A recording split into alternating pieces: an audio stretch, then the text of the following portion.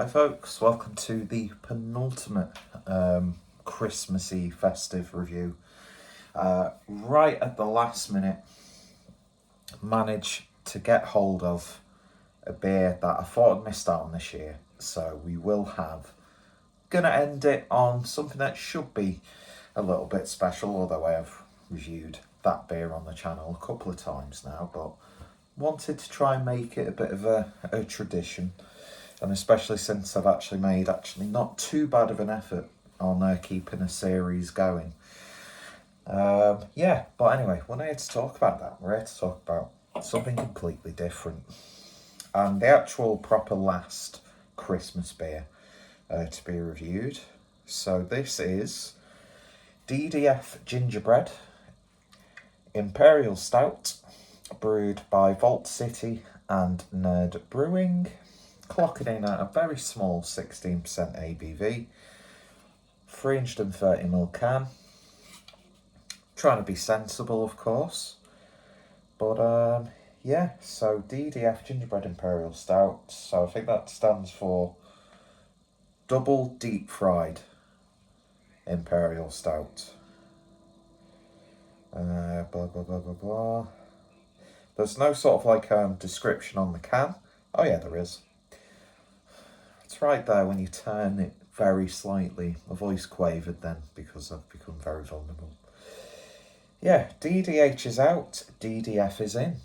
Our double deep fried series is back, and this ungodly Scottish tradition has been given a festive makeover in our latest super high voltage Imperial Stout, brought to life with the help of our pals at Nerdbrewing, because I can't read.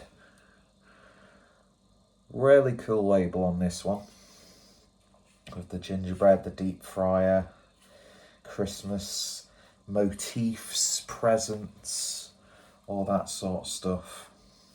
So yeah, very, very intrigued to try this. Will probably end up only being the only beer that I'm drinking tonight. It was a friend's birthday yesterday, so I went to the local pub, drank way more than I actually wanted to, because I wanted to be back in time. My God, that's just pouring like oil. I wanted to be back in time for the golden pints, but of course that didn't happen. There may have been some sort of substance abuse in the evening. I jest, of course. It's just, I just got very, very pissed. So I might do my own golden pints video sort of thing.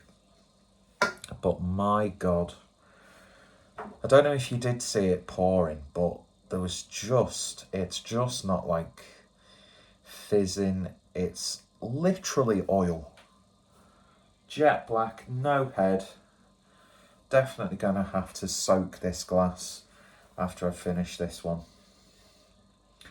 But yeah, looks mighty indeed, especially in this Cloudwater glass. So yeah, black as night, leaving so much colour on the lacing as well. Absolutely ridiculous. 16%. Let's give it a sniff.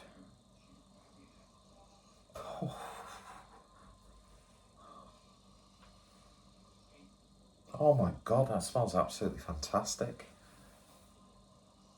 Now, despite my awkward body shape, I don't think I have ever had like a deep fried Mars bar, deep fried Snickers, whatever.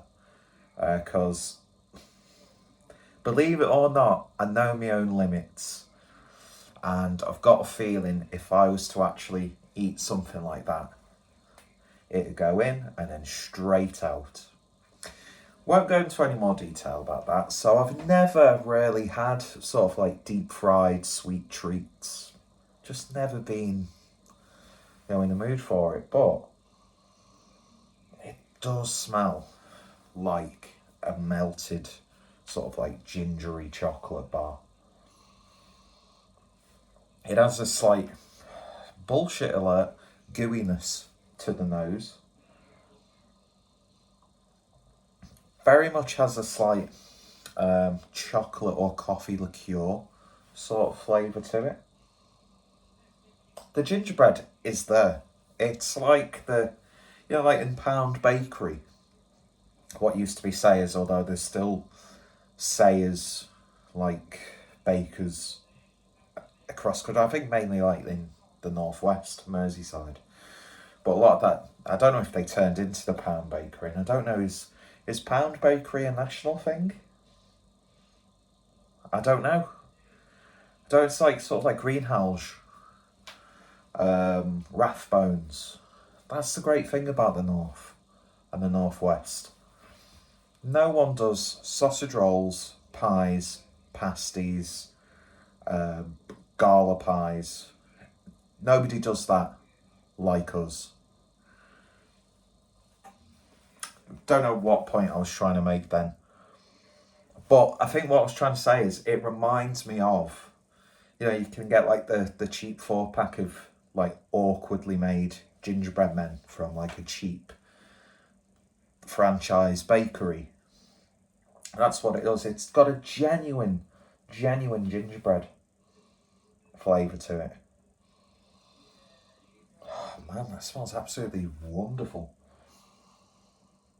But yeah, it does have a slight sort of booziness. And that's one thing I've realised. I've not had any port at all over this Christmas period. Do I? I don't know, because I need to do the last review maybe a little bit later on tonight. So I don't want to drink too much, or else New Year's Eve, even because I'm working on New Year's Eve. From home, thankfully. But I don't want to be hanging out my arse while I'm sat downstairs, glued to a laptop for 7.5 hours. I don't think it's going to be a very productive shift, to be honest. Oh man, that smells good. Anyway, I've waffled on for way too long about this. I've already done my first sort of like rough draft of this year's Golden Pint selections. Could we have? Sounds very much like it's about to break that glass. It probably will, because it's a Cloudwater glass, and all my Cloudwater glasses break very, very easily. So yeah, do we have... And there's a fucking fly, even though it's not the weather for flies. And it's just gone right next to my ear. God, it's so loud. It's a fat little thing as well. It's like me, a fly around shit. It's just, it seems like the shit around me is... we won't go down there. Oh man, it smells good. But yeah, we could have a very last minute entry into the Golden Pints. Just shut up and drink the beer, Peter. You're putting off the inevitable. And that fly is doing my fucking head in. Cheers.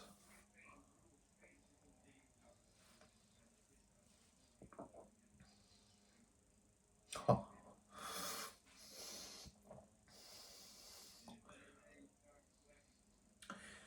How does a 16% beer not taste anything remotely like a 16% beer? Stop flying around me, you're not having any.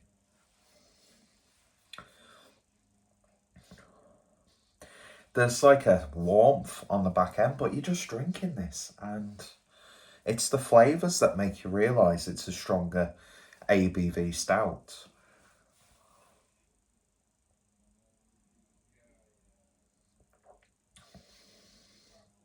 Loads of gingerbread.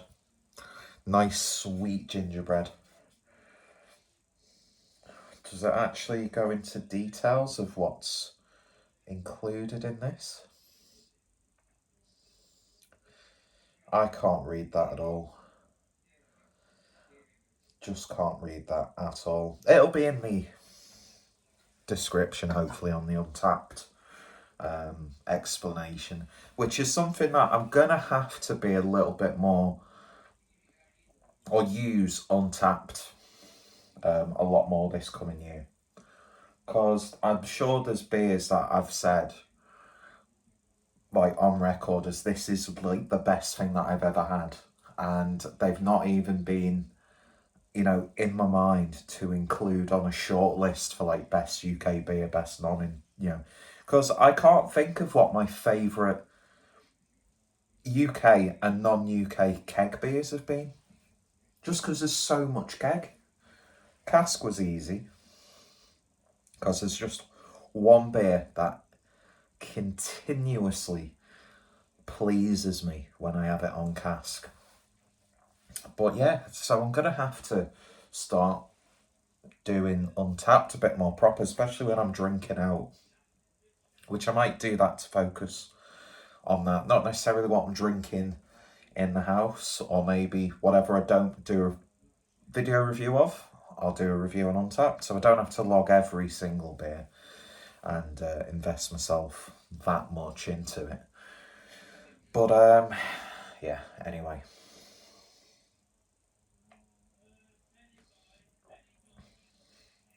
The booziness is coming through now. Obviously, after multiple sips, it builds and it builds.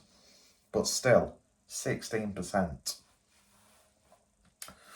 There's a slight spiciness from the gingerbread. Loads of chocolate, like literally melted chocolate. Very rich. There's a little bit of like a smoky, savoury side of it. Beautiful mouthfeel. And this is chilled down as well, which I always find adds more of like a milky texture to it. Even though a lot of people say, well, you're supposed to have that room temperature on like between 8 and 10 degrees actually. If, you know, you've got your set ways of drinking different beers and stuff, that's, you know, fair enough, ignore me. But no, this is damn fine. Damn fine.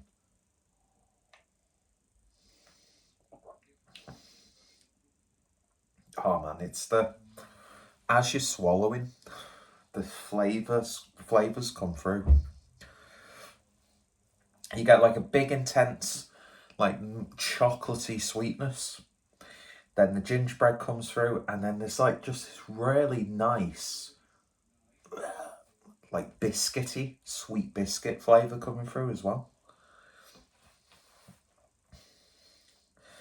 I'm not too sure if they've put anything in this to sort of replicate the, you know, the batter of the deep fried gingerbread. I don't know where that part comes into play. Obviously, reading what it is, you sort of get that idea of biting into a really nice, fluffy, crisp batter and then getting gooey, oozy, like chocolate gingerbread. But I can't say that because I've never had a deep fried Mars bar or anything like that. But it's sort of, obviously you're reading it, you've got an idea, you have a taste, and it reflects back on what you've read, subconscious, blah, blah, blah, blah, blah, blah.